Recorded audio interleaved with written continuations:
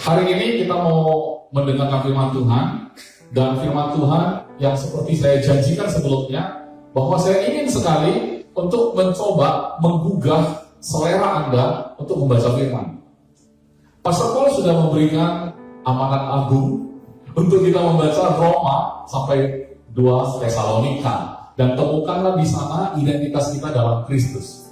Kalau ada kata-kata dalam Kristus, dalam Dia, oleh Kristus, oleh Dia, melalui Kristus, melalui Dia. Kalau itu berarti adalah saudara dan saya, ya. Dan kalau kita temukan, semakin banyak kita temukan, maka semakin diberkati kita. Karena tentu siapa kita dan kita tahu, maka kita akan lebih stabil. Tidak gampang dibohongin. Itu paling gampang dibohongin kalau kita udah kehilangan identitas, kehilangan jati diri. Itu yang dialami oleh banyak anak-anak muda kita. Ketika dia tidak ada gambar yang jelas, maka dia mencoba gambar di luar sana untuk dijadikan panutan. Ya, dan dia merasa, aku mau jadi orang seperti ini. Nah, tampaknya orang ini luar biasa, aku mau kayak dia. Kemudian dia akan mengubah dirinya, meniru orang yang dia jadikan panutan. Dan sesungguhnya itulah awal daripada orang yang kehilangan identitas sesungguhnya. Oleh sebab itu kita tidak ingin ini terjadi di keluarga kita tercinta. Amin. Saudara tentu mau kan kalau anak saudara melihat dirinya adalah anak yang sangat dikasih oleh Bapa di surga.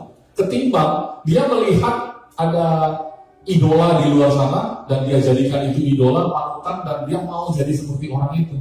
Saudara pilih yang mana sebagai orang tua? Ya, lebih baik kita memilih anak kita itu ngerti siapa dirinya dalam Kristus. Amin. Nah, jadi kalau kita baca Alkitab, saudara, saya ingin mengajak saudara coba melihat, karena saya akan ajak saudara baca Alkitab satu kitab. Yo, ini udah kayak Bible study. Udah kayak Bible study, tapi di dalam ibadah umum gitu kan. Tapi nggak apa-apa. Karena saya pengen mengajak saudara sama-sama kita baca Alkitab dari satu kitab gitu kan. Dan kita sama-sama mengunyah, mengecap, merasakan rasanya kayak apa. Tidak pernah kita baca firman itu menjadi salah, tidak pernah. Seperti kita makan keripik ubi. Saya kan suka makan keripik ubi. Banyak yang suka ya. Rasa apa yang disukai? Rasa ubi. Sambal lado ya, rasanya sambal lado. Ada yang original, ada yang tambah lagi apa gitu kan. Ada rasa saksang, belum ada. Boleh dipikirkan kan? Boleh juga itu pedas gitu ya. Jadi gini, kalau kita nggak peduli ini terbuat dari apa, nggak masalah juga bukan? Makan aja, enjoy, menikmati, dan masuklah keripik ubi itu ke dalam perut kita, ikut dalam saluran pencernaan. Mau saudara nikmati atau nggak nikmati, bereaksi lah dia. Kalau di dalamnya ada vitamin, yang masuk ke dalam tubuh vitaminnya, betul kan? Tetapi hari ini kan kita mau menjadi penikmat firman Tuhan. Amen. Cuma cara kita menikmati firman Tuhan, kadang-kadang setiap orang berbeda-beda. Saat kita berfokus kepada identitas seperti yang Pastor Paul ajarkan, maka kita sepertinya lagi mencari rasanya di mana. Karena ada orang menikmati keripik itu dari rasanya, ada yang renyahnya. Karena ada yang kayak udah masuk angin, gak apa-apa, sambal ladonya masih enak. Dikunyah juga, padahal orang yang lebih penting renyah itu rasa nggak terlalu masalah, tapi renyahnya itu. Ada yang merasa cari originalnya, keripik bahan dasarnya ini loh, ya kan?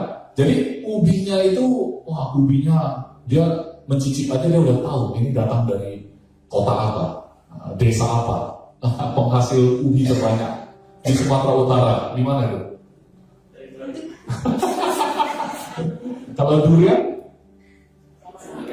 Sidikalan. Ya gitu, saking menikmatinya, ya orang Papua bingung mana itu Sidikalan mana. Durian di Papua ada ya? Ada? Enggak ada ya. Nah, jadi asik juga itu dibawa ya.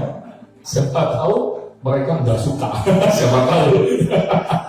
Orang bule merasa durian itu menyengat sekali dan sangat bau yang menyengat itu adalah bau tidak enak bagi mereka. Bagi kita yang menyengat itulah yang enak, betul kan? Itu yang kita cari. Nah, jadi dalam firman Tuhan, saudara cari apa?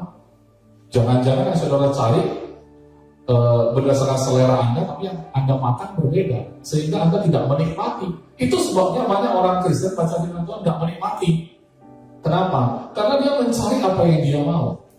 Padahal kalau misalkan ya dia lagi sakit, dia cari ayat yang Tuhan Maha Penyembuh oleh bilur-bilur Yesus, betul kan? Padahal nggak usah dicari, udah dihafal pun.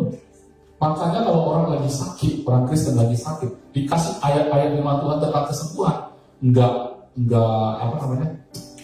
ada reaksi. Pastor, itu pun aku udah tahu. Pastor sih nggak jadi kayak aku hari ini. Kalau pastor di posisiku, pasti pastor tahu. Dikasih ayat kayak gitu, nggak ada rasanya. Betul, karena saudara lagi mencari sesuai kehendak saudara sendiri. Padahal firman Tuhan itu adalah makanan. Betul kan? Nah, namanya makanan, sebenarnya kadang kita makan itu bukan karena lagi selera, tapi karena tubuh kita butuh makanan. Nah, kalau kita makan, ada yang menikmati, ada yang tidak. Tapi tetap tubuh itu butuh makanan, dan asupan gizi itu harus masuk tetap.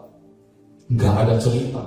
Oleh sebab itu, ya memang tugas saya di sini adalah membuat saudara menjadi selera, supaya suka makan. Tapi kalau saudara sudah ikut juga hari ini, ya, udah dengar khotbah juga, tetap enggak berselera, ya enggak apa-apa. Tetap saudara harus makan. Apa boleh buat? Ya kan? Terlepas dari suka enggak suka. Tapi saya berani garansi, kalau saudara ikut, ya, ikut terus dengan menyimak, ya, saudara pasti selera sekali baca firman Tuhan. Amin. Wah, kitab apa kita mau bahas? Sudah dibuka. Nah, who am I in Christ? Ya, siapa aku dalam Kristus? Kalau saya baca, ya, kitab Roma, saudara, kitab Roma. Nah, itu nanti dulu. Ini kan Roma 1 ayat 7. Oke, balik dulu. Oke. Kalau misalnya saya baca Roma 1 ayat 1, bisa nggak buka ya? Roma 1 ayat 1 bukan dari slide. Ya. Soalnya gini, saudara, kalau kita mempersiapkan khotbah, kadang-kadang kita sudah ada topik. Kemudian kita akan cari, oh iya, dulu saya pernah baca di kitab ini dan dibahas ini. Kita ambil ayat ini untuk mendukung khotbah kita. Salah enggak? Enggak salah memang, enggak salah, apalagi kalau itu sesuai konteks. Tidak salah. Oleh sebab itu, catatan si pengkhotbah biasanya adalah sudah ada topiknya, sudah ada poin-poinnya, baru didukung oleh ayat-ayat. Jadi catatannya ada. Catatannya bukan di ayat, tapi di catatan. Ayatnya mendukung catatan dia.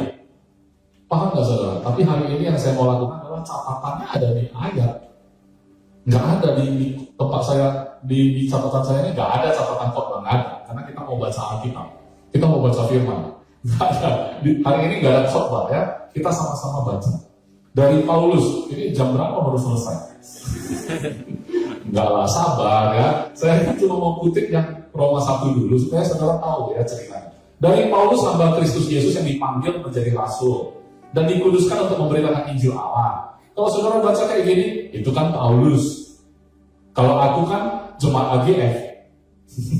Kalau Paulus, hamba Kristus Yesus yang dipanggil menjadi rasul dan dikuduskan untuk memberitakan Injil Allah. Kalau saudara baca kayak gini, saudara resapi apa? Coba dipunya. Itu kan Paulus. Terus kamu apa? Saya Alex. Biasa dipanggil Jack. Entah apa hubungannya. Alex dipanggil Jack. Nama saya Iskandar Wijaya, panggil saja saya Andre. Apa hubungannya? Tapi ini Paulus, hamba Kristus Yesus. Dia men-setting dirinya adalah hamba. Nah ini, kita mengunyah sama-sama ya. Di catatan saya sebenarnya ayat 7. Tapi nggak apa-apa. Kita baca ayat 1 dulu ya. Hamba Kristus Yesus. Bagi dia itu dipanggil jadi rasul dan dikuduskan. Dikuduskan itu dikhususkan. Dispesialisasikan gitu ya. Untuk apa? Untuk memberitakan Injil. Berarti dia jelas sekali siapa dia. Dia akan melakukan tugas memberitakan Injil dengan status hamba. Kalau namanya hamba, nggak bantah. Kalau namanya nggak bantah, nyawa pun dikorbankan. Segitunya Paulus. Saudara bagaimana? Gitu, kita punya. Gitu. Kayak gitu kita baca ayat. Kalau saya kayak gitu. Saya sedang menggugah selera Anda. Ya. Nah kemudian katanya Injil itu telah dijanjikannya sebelumnya, ayat 2, dengan perantaraan nabi-nabinya dalam kitab-kitab suci. Bagi saya, Paulus ini orang yang pintar. Kalau di dalam dunia marketing, saudara, dia itu marketing yang paling jagoan. Mengapa? Karena dia masuk Injil itu, dia beritakan Injil sebenarnya. Tapi cara dia masuk itu sistematis. Ada urutannya. Dia akan bongkar bahwa manusia itu sebenarnya semuanya berdosa. Semuanya melawan Allah. Jadi dia itu sapu bersih. Mulai dari Yahudi dia sapu. Yunani dia sapu. Yang ateis pun dia sapu. Yahudi apa? Dia punya kitab para nabi, betul? Nah, berarti kan kamu udah tahu siapa Tuhan itu, Allah seperti apa. Dan Injil yang saya mau sampaikan sudah dijanjikan kian di dalam kitab-kitab para nabi-nabi kamu. Dia lagi bahas kepada orang-orang Yahudi. Tapi nanti dia sikat juga Yunani. Yunani percaya apa? Semua dia percaya. Terus ada lagi bagian yang semua pun tidak percaya. Berarti dia sapu bersih itu semua. Audiensnya, para pendengarnya, para pemirsanya Paulus, itu semua kalangan. Saudara. Dengan dia tulis Roma saja, bagi saya udah powerful sekali. Jadi kalau saudara mau jadi marketing sejati, belajar dari Paulus. Lucu ya, baru kali ini kita melakukan pendekatan bahwa ternyata di Alkitab sudah ngajarin bagaimana jadi marketing yang paling jagoan. Kalau marketing itu orang tidak punya masalah, Anda datang dengan produk, dia nggak akan beli. Karena dia nggak merasa dia bermasalah, betul? Dia merasa dia fine-fine aja. Ngapain juga saya harus makan suplemen? Kamu nawarin suplemen, aku kan sehat. Gitu ya. Nah, jadi kalau orang yang menjual suplemen, dia akan jelaskan dulu cara kerja tubuh. Ya, dan tubuh yang kita selama ini pakai tiap hari membutuhkan energi sekian. Tetapi cara kita makan memasukkan asupan gizi itu tidak sesuai. Sehingga setiap hari kita ada tekor. Ini tidak disadari sampai nanti waktu usia kita menginjak kepala 4, mulai sedikit terasa di belakang ini agak ada rasa nyut-nyut gitu. Baru tunduk sedikit aja udah rasa nyut-nyut. Beda waktu kamu umur 18-an dan 20-an kan. 30-an masih oke, 40-an udah mulai terasa. Nah itulah penuaan dini, langsung mulai terasa. Ya aku juga ada merasa mulai sudah sejak 5 tahun lalu pun memang ada terasa seperti yang kau bilang. Terus apa solusinya gitu loh. Jadi artinya setelah dikasih tahu bahwa, tapi jangan bohong ya, jangan kasih fakta yang palsu, karena Paulus tidak pernah memberikan fakta palsu. Dia menjelaskan kenyataan yang sedang terjadi. Buktinya kan dalam kitab para nabi kamu kan sudah ada, dalam kitab suci juga sudah ada, gitu kan? Nah, tentang apa? Ayat 3, tentang anaknya yang menurut daging diperanakan dari keturunan Daud. Jadi disahkan sesuai dengan fakta. Karena sudah tertulis di kitab para nabi, itu jadi fakta. Dia ambil dari sana, karena itu sesuatu yang dipegang juga sama mereka. Jadi dia pintar sekali. Kalau kita mau bahas fakta, bahaslah fakta yang memang mereka pun pegang. Jangan kita yang kasih fakta sendiri. Kita kasih fakta sendiri, dia bilang kita autis. Kenapa? Lu dunia lu sendiri, lu cerita apa yang lu pahami. Gua dengar lu cerita aja sedikit pun gak paham. Tapi enggak, dia cerita apa yang dipahami mereka. Tentang anaknya, menurut daging diperanakan keturunan Daud, ada bukti-buktinya. Dan ayat 4, dan menurut roh kekudusan dinyatakan oleh kebangkitannya dari antara orang mati. Terbukti dia sudah bangkit juga dari antara orang mati. Bahwa ia adalah anak Allah yang berkuasa. Yesus Kristus Tuhan kita. Ayat 5, dengan perantaraannya kami menerima kasih karunia dan jabatan rasul untuk menuntut semua bangsa. Mulai masuk ke semua bangsa, ya kan? Supaya mereka percaya dan taat kepada namanya. Kamu juga termasuk di antara mereka. Kamu yang telah dipanggil menjadi milik Kristus, kepada kamu sekalian yang tinggal di Roma. Jadi tinggal di Roma ini banyak jenis orang, saudara. Inilah ayat 7 yang saya masukkan ke slide saya yang warna merah tadi, ayat 7. Kenapa? Karena ayat 7 ini pada saat saya baca pasal 1, ayat 7 ini kayak bicara. Saudara kalau baca ayat, baca firman, ya, baca Alkitab, baca firman, ya, Saudara coba baca. Anggaplah dia lagi mau bicara sama saudara. Anggaplah buku ini ada nyawanya. Dia seorang pribadi gitu loh. Buku ini memang benda mati, tetapi dia adalah Roh Kudus. Dan Roh Kudus adalah pribadi Tuhan. Dan pribadi ini ingin bicara sama kamu. Jadi dengan penuh ketelitian, waktu saudara baca, saudara anggap ada seorang pribadi pengen ngomong sama kamu. Kadang-kadang kayak tadi ayat 1 nggak terlalu bicara waktu saya baca. Makanya dalam slide merah saya nggak ada ayat 1. Tapi waktu saya ajak saudara buka ayat 1, dapat sesuatu gitu. Kayak bicara kayak tadi. Oh, dia menganggap dia adalah hamba. Dan dia dikuduskan, dia dikhususkan, dia dispesialisasikan. Jadi kalau dokter umum belajar lagi tentang spesialis jantung, berarti dia dikuduskan untuk jantung gitu. Paulus menganggap dia dikuduskan, dikhususkan untuk memberikan Injil. Dan mentalitas dia waktu memberitakan itu hamba. Kalau hamba siap mati, merasa tidak memiliki ini semua, dia cuma mengerjakannya. Mentalitas dia kayak gitu. Kamu gimana gitu loh. Kita bacanya kayak gitu ayat 1 tadi. Nah ayat 7, kepada kamu sekalian yang tinggal di Roma, yang dikasihi Allah, yang dipanggil dan dijadikan orang-orang kudus, kasih karunia menyertai kamu. Dan damai sejahtera Allah Bapa kita dan dari Tuhan Yesus Kristus. Sekarang saya mau tanya saudara. Di sini saudara sudah lihat saya kuningkan. Itulah identitas kamu dalam Kristus. Yang dikasihi Allah. Yang dipanggil dan dijadikan apa? Orang-orang kudus. Oh, oke. Coba rasakan orang kudus. Kayak apa? Sempurna. Ada cacatnya? Kalau ada cacat, nggak kudus. Jahat. Kalau jahat nggak kudus. Berarti kamu tidak jahat. Terus temanmu, apa kau tidak jahat? Baru semalam kau cubit aku. Teman baru lihat, baru semalam kau cubit aku. Ayam aku kau ambil.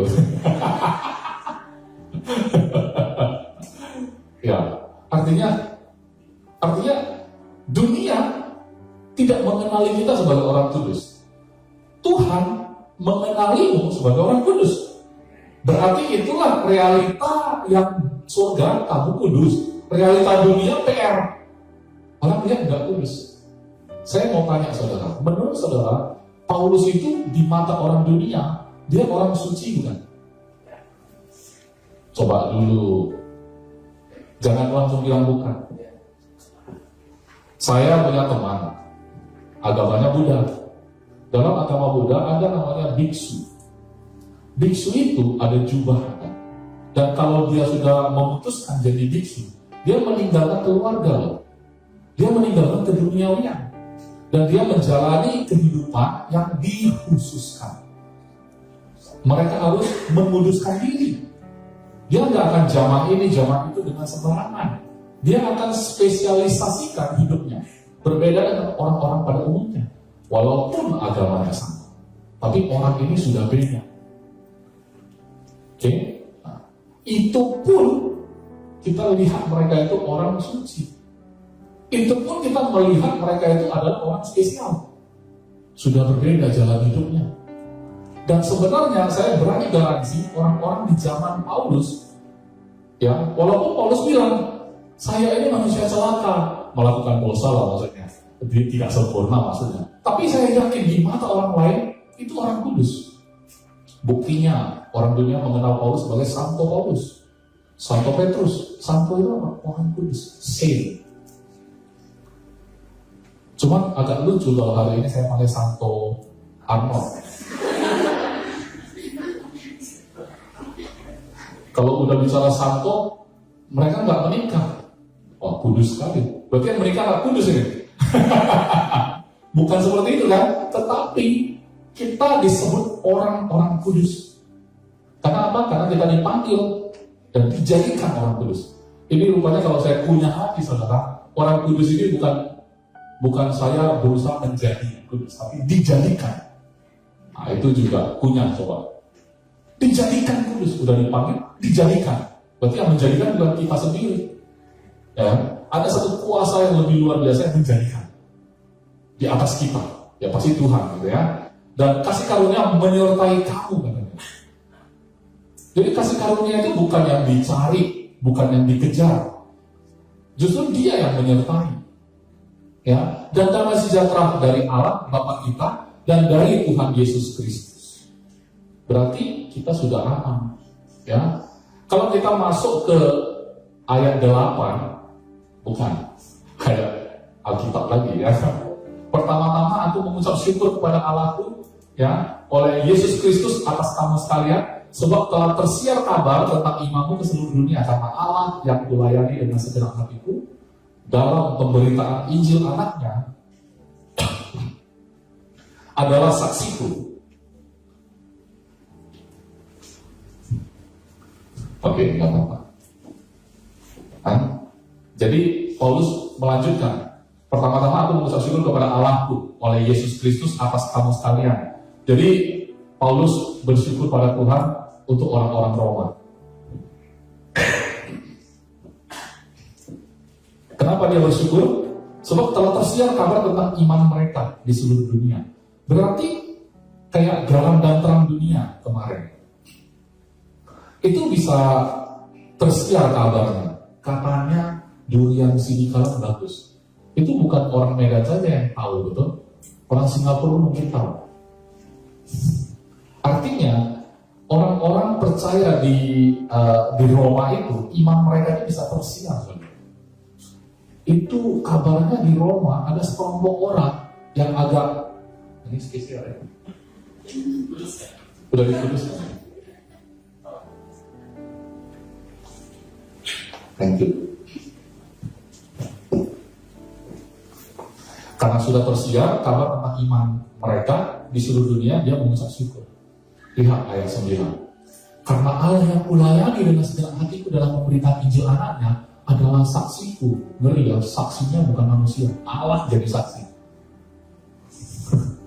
Itu omongan Paulus. Paulus bilang Allah yang jadi saksi, bahwa dalam doaku aku selalu mengingat kamu. Jadi banyak orang katanya sudah tidak di bawah Taurat, di bawah kasih karunia. Kita under grace, not under law ya. Jadi nggak berdoa, kami nggak berdoa lagi. Hidup kami adalah doa. Hidup kami udah adalah doa gitu kan.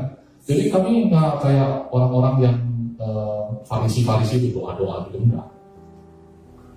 Tapi Paulus berdoa, Allah jadi saksi, malah mendoakan orang-orang kudus itu. Paulus tetap mendoakan mereka. Aku berdoa, semoga dengan kehendak Allah, ayat 10. Aku akhirnya beroleh kesempatan untuk mengunjungi kamu. Dia aja berdoa supaya dia punya kesempatan datang ke Roma, ya, menjumpai mereka. Sebab aku ingin melihat kamu dan memberikan karunia rohani kepadamu guna menguatkan kamu.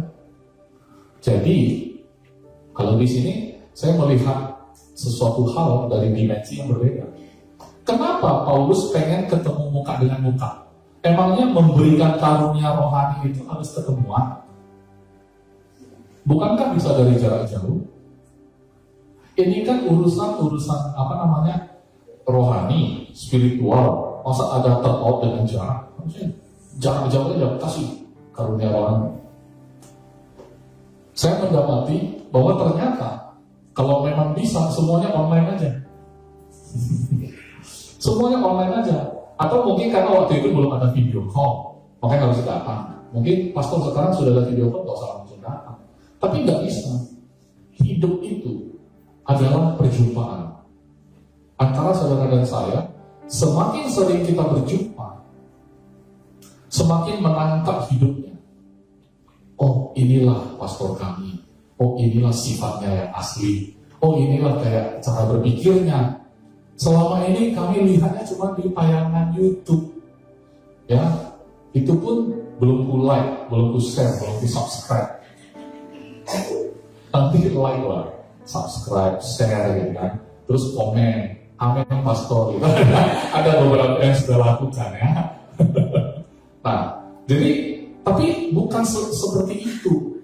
Kita kayak tersiar kabar doang gitu, tapi tidak benar-benar ketemu. Bagi saya karunia rohani segala macam itu karena ada pertemuan, ada kehidupan. Bukan kayak yang penting aku udah kasih tahu udah selesai lah itu. Bukan, tapi hidup bersama-sama. Kalau bisa kayak gitu, Yesus pun nggak perlu turun.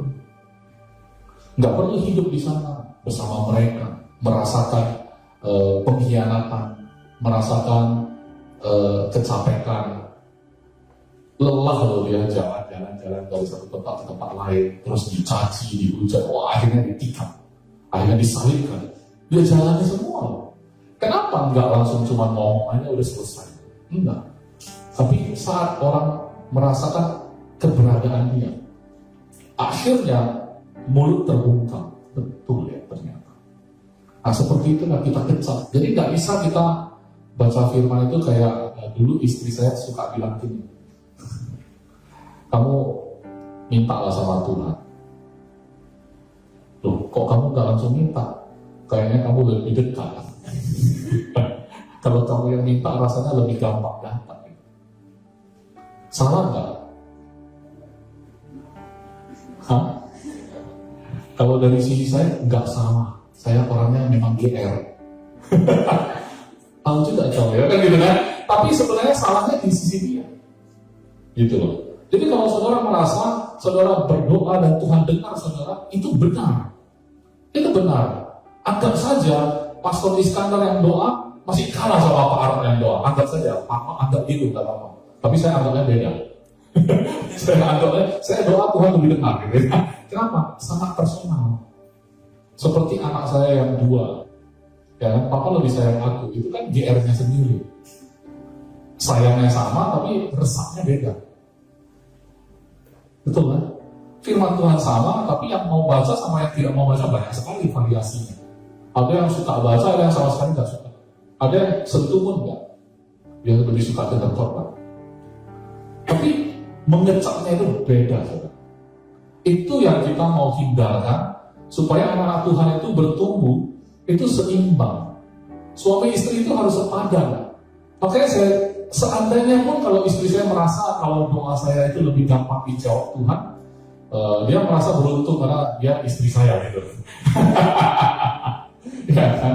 Tapi sekarang udah agak beda. Dia sudah, kak saya pun bisa berkatakan sendiri, kan gitu kan? Jadi latihlah saudara, latihlah. Jangan pernah merasa di dalam sebuah gereja, wah kalau pastor pasti lebih. Kalau aku, siapalah aku? Cacing tanah hina-hina, penuh lara dan nestapa. Siapakah aku ini? Kan gitu kan? Padahal kan jadi biji mata Tuhan. Betul kan? Coba ada sapi jadi biji mata Tuhan. Kemarin juga saya baca itu, saya tanya istri, kalau kamu dengar kata-kata seperti ini, ya kan? Aku jadi biji mata Tuhan, apa yang kamu dapat gitu kan? Cuma satu penggalan kata. Iyalah, kalau biji mata itu bagian yang paling dijaga. Bahkan cara dia memproteksi biji mata adalah mengedip. Tangan nggak sempat pun udah mengedip duluan, itu proteksi. Jadi kalau nggak ada selangkah yang dia dapat, nggak tahu kenapa tangan belum sempat udah ngedip duluan, betul? Ada refleks yang di sana. Kalau kayak gitu, Tuhan refleks kali melindungi kita. Mengecap itu saja sudah sangat diberkati. Padahal bukan di Roma, kan? Nembak sana sini kan? Kalau waktu baca firman kayak gitu saudara. Kita baca Roma, maunya sih Roma, tapi dia bisa nembak ke sini, sini. Nikmati aja. Karena saudara kan tidak sedang mempersiapkan korban. Jadi kenapa ada orang yang pada saat dia, pastor kamu kok bayar minggu ini misalnya. Gampang sekali kalau kita memang kayak gitu gaya hidup. Naik aja udah, naik aja udah. Begitu naik, kemarin kamu sangat diberkati oleh firman Tuhan. Sampaikan. Enggak ada batas, enggak ada limit. Kadang-kadang justru dibuatkan note, takut enggak ngomong gitu kan. Nanti kalau ngomong masih ada yang kurang gitu. Ya kan? Jadi kayak hari ini saya mau kasih tahu saudara, catatannya ada di ayat. Ada yang malah bikin catatan di Alkitab. Alkitab zaman dulu itu. Jadi saya pikir-pikir ya, dulu waktu saya SMP lahir baru, Alkitab saya itu fisik, bukan digital. Karena dulu memang nggak ada kan, gadget kayak gitu. Jadi memang Alkitab yang biasa ya, ada lembaran-lembaran. Rupanya penuh coretan. Kayak susah Google kan ada tuh, yang udah lecek. Tapi mungkin dia lebih kudus sih. Kalau saya masih rapi gitu, Alkitabnya masih rapi gitu.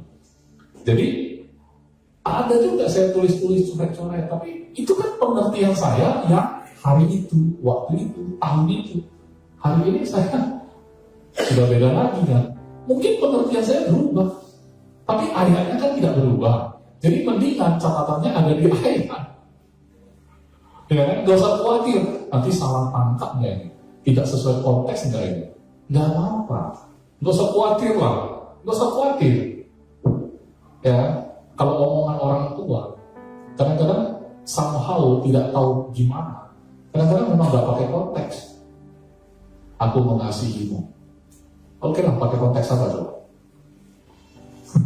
Dalam konteks kalau kamu mengikuti perintahku lah. Oh itu berarti kamu tidak mengasihiku gitu loh. Kan gitu. Jadi kalau aku mengasihimu konteksnya apa? Nggak usah pakai konteks kalau itu. Betul kan? Tapi kalau dia bilang aku pengen datang ke Roma, ya udah. Kamu tidak ngerti konteks itu apa? Pokoknya ini kita Roma. Dia tulis surat kepada orang di Roma, orang percaya. Dia bilang orang di Roma itu karena dia percaya kabar iman mereka tersiar kemana? Ke seluruh dunia. Terus dia pengen datang. Ngapain dia pengen datang? Dia pengen memberikan karunia rohani. Kenapa dia kasih karunia rohani? Kan gitu kan? Karena bagi dia punya keinginan bahwa orang-orang ini tidak cukup sampai di mereka. Kalau seandainya mereka menerima karunia-karunia rohani, mereka akan tidak tinggal diam lagi. Kan gitu kan? Ada yang jadi pengajar, akan mengajar. Ada yang menginjil. Akan gerak gitu. Akan bergerak. Ketimbang sekedar udah percaya, dijadikan orang kudus. Sampai di situ. Aku dari jauh, puji-pujian aja lah. Tapi nggak ada yang pengen datang. Langsung berbagi hidupnya kepada orang-orang dengan orang-orang di sana. Kalau begitu, saya skip langsung di slide yang warna merah tadi. Roma 4 kan?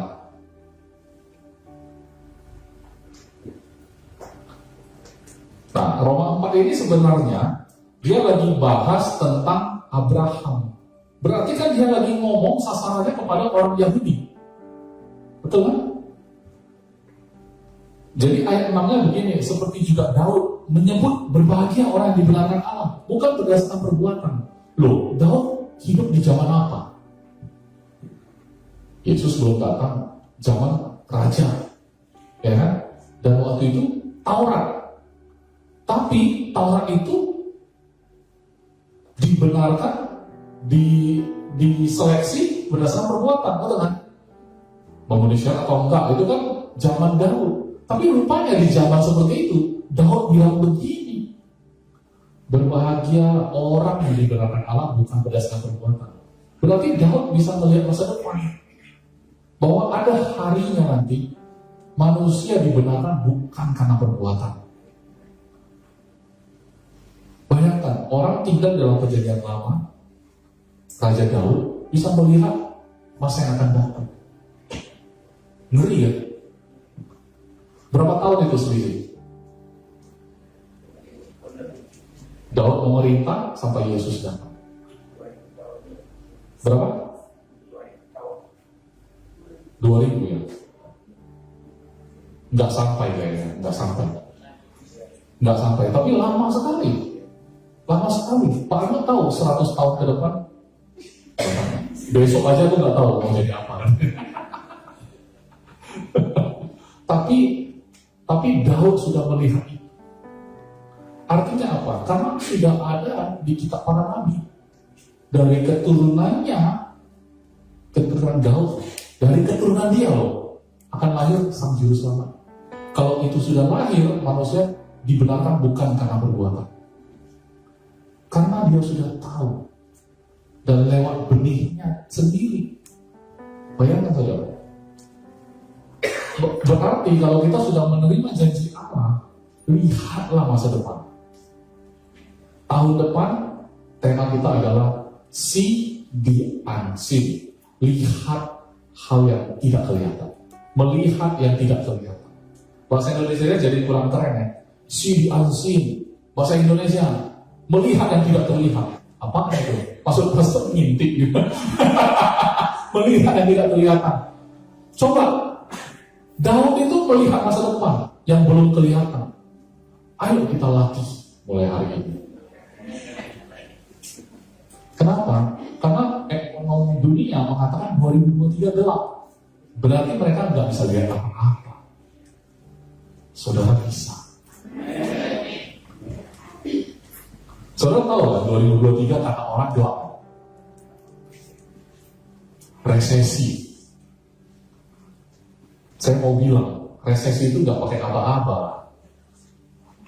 Masa diomongin resesi itu kan permainan bandar. Maka kalau saya melihat ada bandar di belakang yang ngomongin itu, tapi orang yang tidak bisa melihat bandarnya akan bilang betul ya resesi kan gitu. Apa yang kelihatan mata dilihat orang dunia, tapi anak Tuhan melihat yang tidak kelihatan. Biarlah realitas surga yang sedang lihat itu menjadi patokan, bukan realita di dunia. Amin. Dan ini kita akan masuk. Soalnya pasti kata orang dunia 2023 gelap. Kita ketawa aja. Kenapa? Memang dunia gelap, bukan hanya 2023 gelap. 2024 makin gelap, 2025 makin gelap. Kita yang makin terang.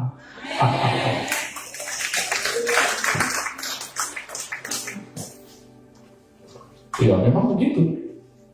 Makin gelap makin gampang bercahaya gitu. Ya kan, coba kalau kita mati lampu semua, nyalain lilin itu kan nggak terlalu terang. Tapi kalau udah mati lampu, wah lilin itu cukup terang.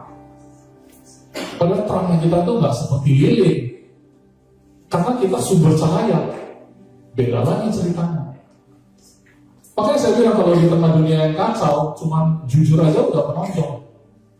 Tapi kalau dunianya udah baik, orang jujur bukan kamu aja, itu lebih susah. Betul kan? Kalau mau jadi terang masih gampang, saudara. Kalau saudara bilang, waduh susah lah, dunia sekarang makin parah, makin gelap, nggak ada lagi orang baik, gitu kan. Anda cuma cukup menjadi orang setia aja udah beda, udah tampil beda. Menjadi orang jujur aja udah beda. Karena nggak ada yang jujur, cuma saudara sendiri, gampang sekali. Tapi kalau semua udah jujur susah, ya kan? Di sini susah melihat orang yang lebih terang, karena terangnya sama biasanya. Ya kan? Tapi kalau saudara keluar sana, wah langsung kelihatan ya. Tapi di atas kaki dia, jangan di bawah gatang. Masih ingat kan yang kemarinnya? Kemudian ayat 7, bayangkan ya, saya baca satu ayat, kita bahas ini. Baca satu ayat, bahas itu. Jam berapa baru selesai? Soalnya masih banyak ini. Ayat 7, berbahagialah orang yang diampuni pelanggaran-pelanggarannya dan yang ditutupi dosa-dosanya. Di zaman dulu tak ada itu. Ya memang akhirnya adalah jalannya, yaitu korbankan, persembahan, korbankan gitu. Tapi itu kan tidak mungkin kalau tak ada Yesus. Itu adalah pelunasannya di Yesus. Kalau Yesus tidak datang, yang kemarin itu sia-sia. Mereka udah korbankan ratusan ribuan jutaan domba. Kalau Yesus akhirnya tidak datang, yang kemarin itu cancel. Tagihannya datang lagi. Itu ibaratnya pakai kartu kredit, belum dibayar lunas. Tapi toko nggak ngejar memang, tokonya udah nggak ngejar, tapi bank akan ngejar. Ya kan? Tapi Yesus datang itu ibaratnya pelunasannya. Amin.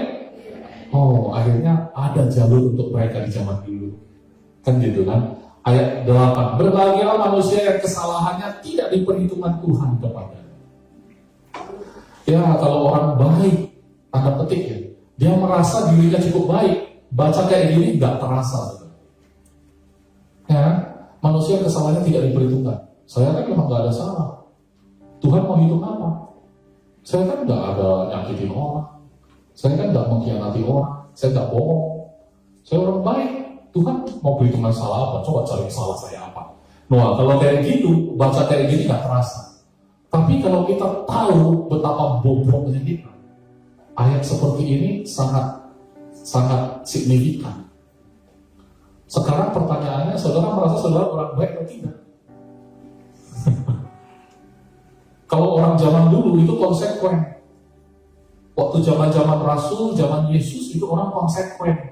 Konsekuen dalam arti kalau memang dia tahu dia berdosa, ya dia tetap akan tahu dia berdosa. Dia nggak akan bilang, enggak lah saya mana ada berdosa. Nggak kayak orang sekarang. Buktinya apa? Buktinya waktu perempuan kedapatan berzina, Yesus bilang, lemparlah batu yang pertama yang tidak pernah berbuat dosa. Kan mereka pergi. Kalau zaman sekarang lempar. Dia merasa dia nggak berdosa, oke aku ada hak ya. Lempar dulu kan. Betul kan? Menghakimi sesama. Itu kan Yesus dengan kata lain sedang mempraktekkan, jangan menghakimi sesamamu, karena kamu juga bersalah. Yesus sebenarnya menghidupkan hukum Taurat, karena mereka ingin menghukum dengan Taurat. Yesus hidupkan hukum Taurat itu. Kalau begitu, lempar yang paling tidak berdosa. Mereka konsekuen, mereka pergi, karena mereka merasa mereka berdosa. Beda dengan zaman sekarang. Dan ini juga manusia kesalahan tidak diperhitungkan kepadanya. Karena Paulus merasa harusnya dia dihukum. Karena dia melakukan pembunuhan berencana. Waktu dia menganiaya orang percaya. Pasti banyak orang mati gara-gara dia. Betul kan? Dia adalah otak pelaku pembunuhan berencana. Hukumannya? Hukuman mati. Tapi kalau kesalahannya tidak diberitahu Tuhan, makanya waktu dia ngomong begini, itu sah. Dia merasa memang harusnya dia tidak masuk hitungan. Kemudian kalau saudara baca Roma berikutnya, Roma 5, ya kan? Coba masuk ke Roma 5 di Alkitab. Ini sekalian latihan untuk parulian ya. Bapaknya latihan lah. Bapak kan sudah main bass, kamu main laptop ya. Oke, Roma 5, bukan Roma 1. Roma 5 ayat 1. Jadi ini dibalik. Nah ini saya bilang Paulus marketing yang paling handal. Lihat Roma 5. Sebab itu kita yang dibenarkan karena iman, kita hidup dalam damai sejahtera dengan Allah oleh karena Tuhan kita Yesus Kristus. Ayat 2, oleh dia kita juga beroleh jalan masuk oleh iman kepada kasih karunia ini. Di dalam kasih karunia ini kita berdiri dan kita bermegah dalam pengharapan akan menerima kemuliaan Allah. Ayat 3, dan bukan hanya itu saja, kita malah bermegah juga dalam kesengsaraan kita. Karena kita tahu bahwa kesengsaraan itu menimbulkan ketekunan. Ayat 4, nah ini kalau orang yang makan keripik ubi tadi, pedas, nggak mau makan. Ketemu yang pedas, dia nggak mau makan. Kesengsaraan, jangan makan. Skip aja langsung. Ya kan? Dan ketekunan menimbulkan tahan uji. Padahal itu pakai, saudara. Saksang kalau nggak pedas apa enak? Tapi anak saya suka pesen makan pisah sambal ya mas, katanya. Di Grab, pisah cabai. Cabainya pisah ya mas. Ditulis itu notnya, oke? Suatu hari dia pesen minuman, notnya masuk juga pisah cabai ya mas. Bingung dengan masnya. Telepon, maksudnya adik mau beli apa? Kok beli minum pisah cabai gitu ya? Ya, kalau latah kayak gitu. Nah, kalau di sini kan sudah pakai. Kalau saudara bilang kesengsaraan, aku nggak suka baca bagian sengsara ini, aku nggak suka. Tanpa kamu baca, tanpa Yesus, kamu jalani hidup juga perlu kesengsaraan. Tapi kesengsaraan yang dimaksud kalau kamu jalani bersama Kristus, itu kamu sadar menimbulkan tahan uji. Kamu sadar menimbulkan pengharapan. Kamu sadar pengharapan ayat 5, pengharapan tidak mengecewakan. Dan kamu sadar karena kasih Allah telah dicurahkan dalam hati kita oleh Roh Kudus yang telah dikaruniakan kepada kita. Baru dia bilang ayat 6, karena waktu kita masih lemah, Kristus telah mati. Jadi satu-satu dia masukin. Dari yang tadi hidup dibenarkan, bukan oleh perbuatan. Pelan-pelan dia masuk hati. Kalau orang yang terpelajar baca surat dia, itu nyambung loh saudara. Nyambung. Tapi orang yang kurang terpelajar baca, nyambung juga. Sesulit apa sih kalau kita bilang dosa pelanggaran kita nggak diperhitungkan Tuhan? Karena kita dibenarkan oleh iman dalam Yesus Kristus. Orang bodoh pun mau terima, benar nggak? Sekarang gini ya, pesannya sederhana. Nggak usah bahas agama dulu deh. Bahas cuan. Kalau orang Chinese kan mau untung. Saya yakin orang Batak juga mau untung. Orang Nias juga mau untung.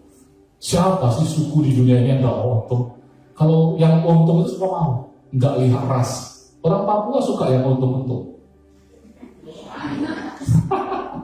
Suku aku namanya untung pasti suka.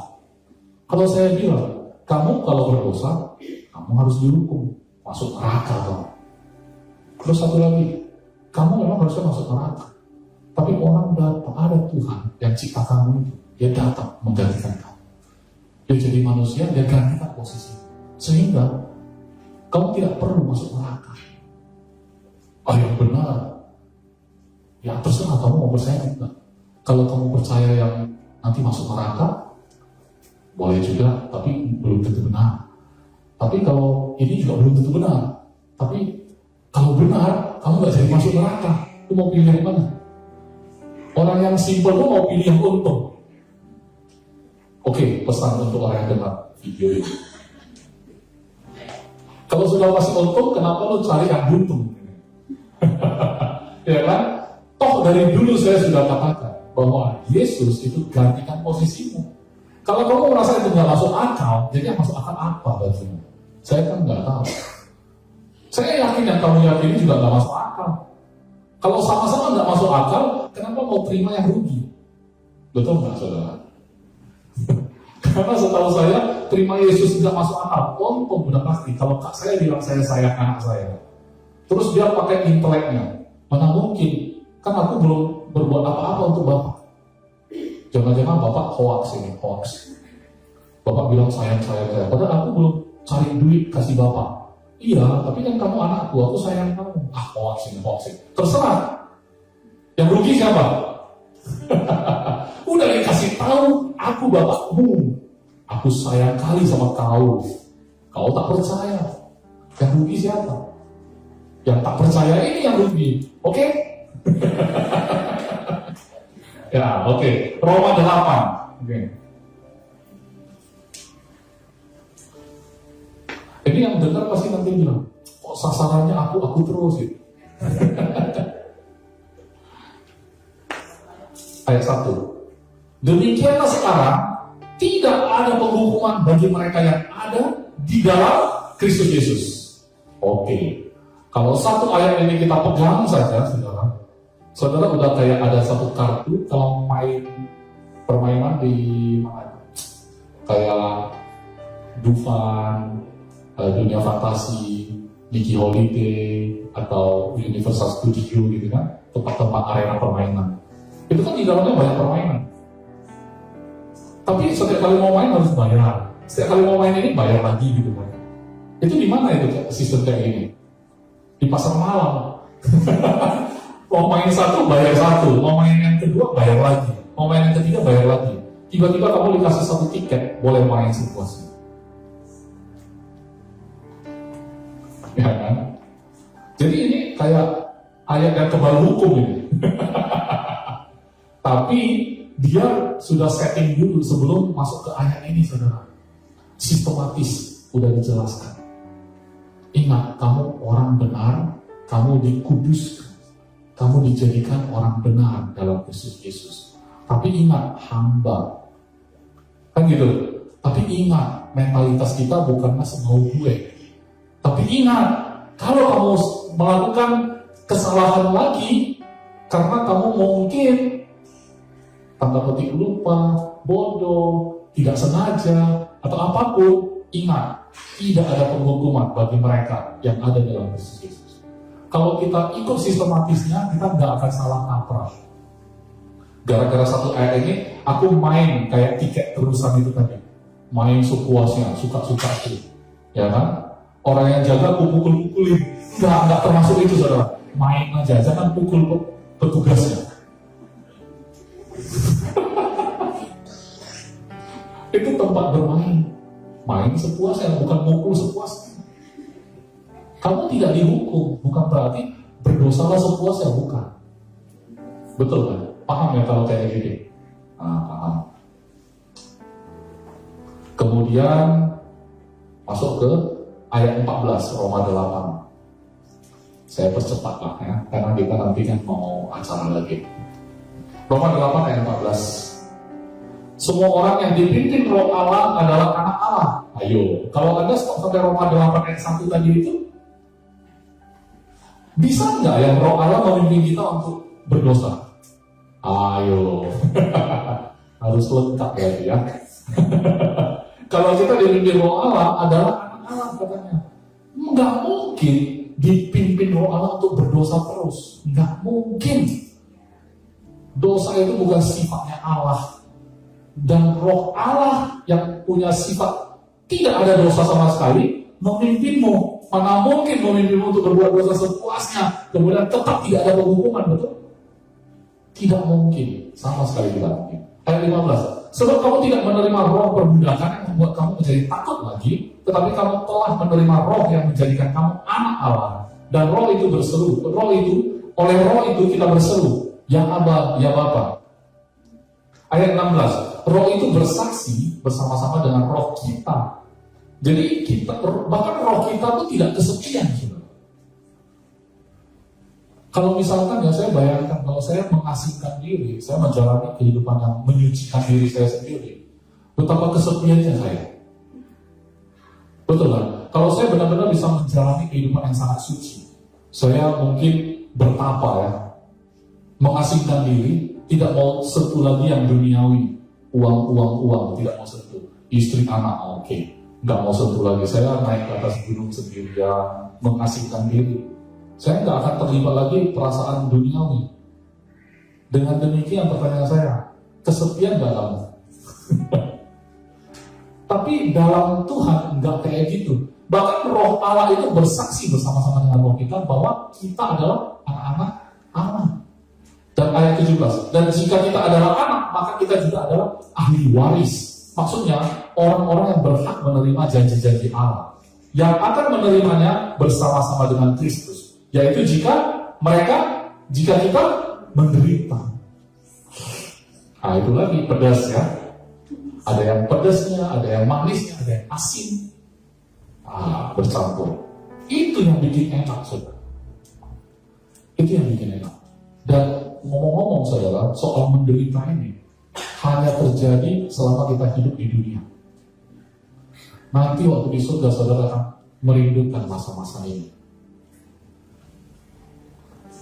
Nggak bisa lagi. Anak pernah dikhianati. Pernah ya? Rasanya gimana? Sakit hati. Mau marah ya? Nanti di surga mau marah pun nggak bisa. Pengen marah nggak bisa. Pastor ya, coba bikin aku sakit hati. Di surga nggak bisa. Aku pun nggak bisa bikin sakit hati. Orang aku pun udah di surga. Mau bikin sakit hati orang pun nggak bisa. Saudara akan merindukan.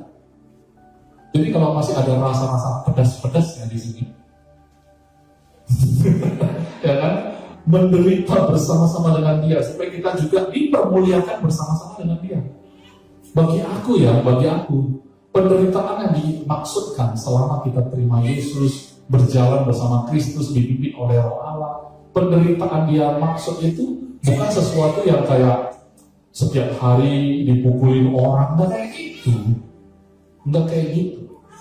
Bagi saya, kalau kita mengatakan hidupku bukan aku lagi pun itu udah penderitaan sebenarnya.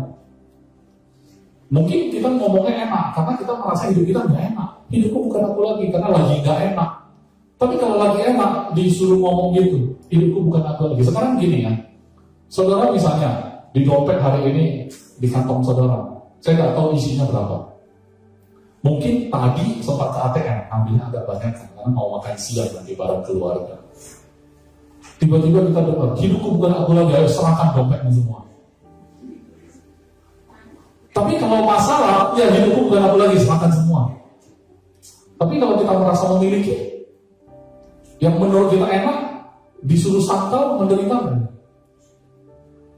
Ayo, menderita. Nanti soalnya saya mau umumkan kantong persembahan.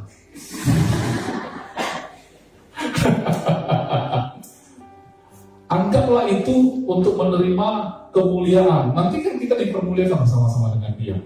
Bagi saya, penderitaan yang dimaksud Paulus itu bukan penderitaan yang kayak sesuatu yang diratapi. Aduh, aku menderita, aku harus sakit-sakitan. Enggak. Tapi setiap hari kita merasa hidupku bukan aku lagi. Saat orang sebenarnya memperlakukan kita nggak baik, tapi kita tetap harus baik sama dia, itu menderita banget. Tapi itu kita lakukan bersama Kristus, nggak sendiri, saudara. Dan saya rasa saya cuma bisa sampai pasal 5. Coba next. Yang warna merah. Karena udah jam 11.33. Nah, coba next. Saya mau kasih teman-teman lihat. Ada Roma 4, terus berikutnya Roma 8, terus Roma 8, terus Roma 10, Roma 12, Roma 14. Nggak sempat ya? Oke, Roma 12 ya, Roma 12. Ayat 4 ya. Sebab sama seperti pada satu tubuh kita mempunyai banyak anggota, tetapi tidak semua anggota itu mempunyai tugas yang sama. Demikian juga kita, walaupun banyak, adalah satu tubuh di dalam Kristus. Makanya saya tuliskan di dalam Kristus. Makanya gara-gara dalam Kristus, karena sudah dibuat kuning gitu kan, saya terpaksa menganggap Pak Arnold itu bagian dari hidup saya.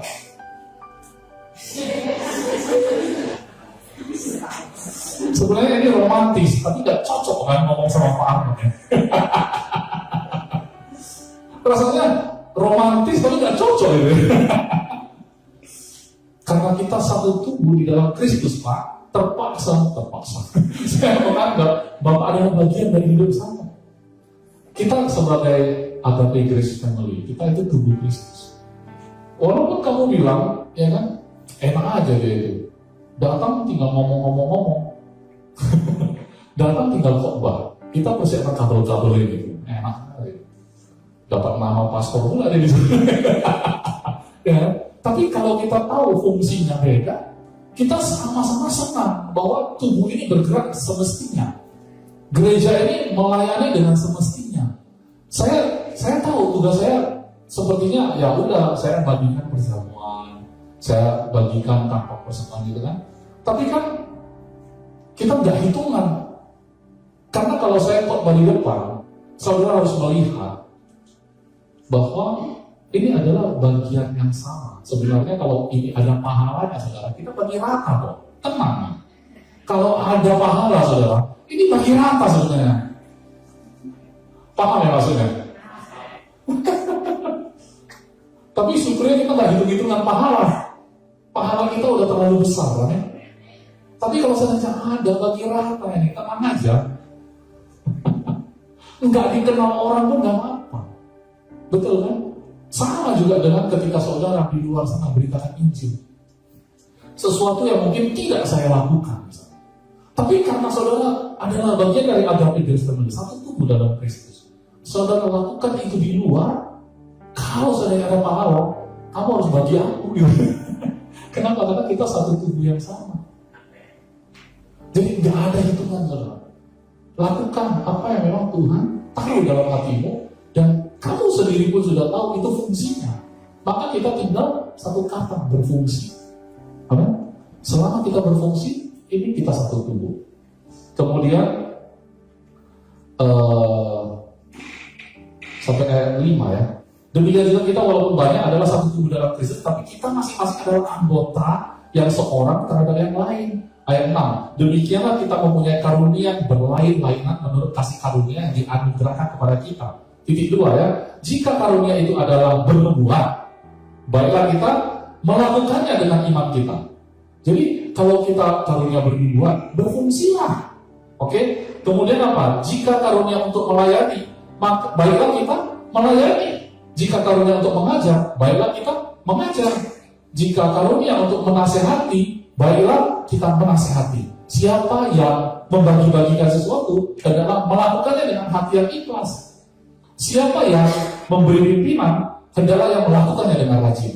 Siapa yang menunjukkan kemurahan, baiklah yang melakukannya dengan sukacita. Bayangkan dari depan bahas tentang keselamatan, Paulus lanjut dengan kehidupan orang percaya yang sudah selama ini mau ngapain. Kesatuannya dijelaskan. fungsinya pun dijelaskan. Kurang apa lagi? Yang kurang adalah saudara tidak baca. Kalau saudara baca, saudara tahu. Kalau saudara tahu, saudara percaya. Kalau saudara percaya, termanifestasi. Coba mundur. Saudara tidak baca, saudara tidak tahu. Kalau tidak tahu, bagaimana saudara percaya? Kalau saudara tidak percaya, bagaimana termanifestasi? Sesimpel itu hari ini.